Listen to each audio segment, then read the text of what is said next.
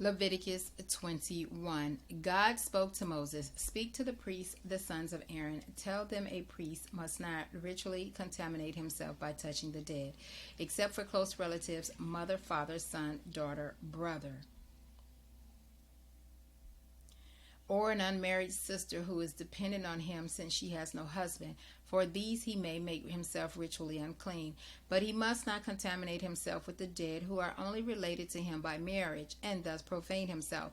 Priests must not shave their heads or trim their beards or gash their bodies.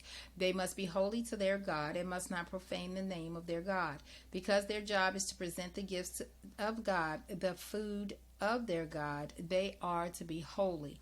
Because a priest is holy to his God, he must not marry a woman who has been a harlot or a cult prostitute or a divorced woman.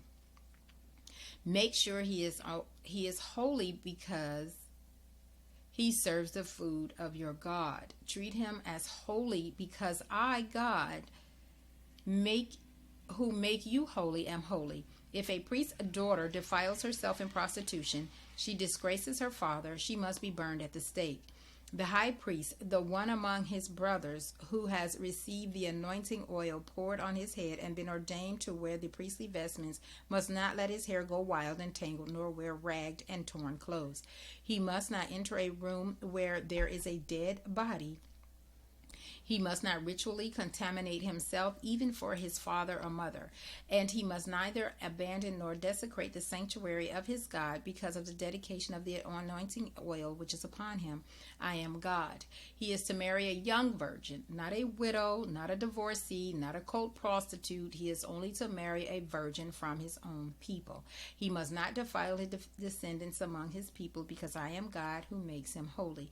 God spoke to Moses.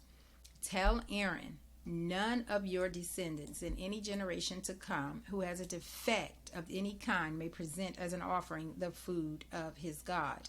That means anyone who is blind or lame, disfigured or disformed, crippled in foot or hand, hunchbacked or dwarfed, who has anything wrong with his eyes, who has running sores or damaged testicles.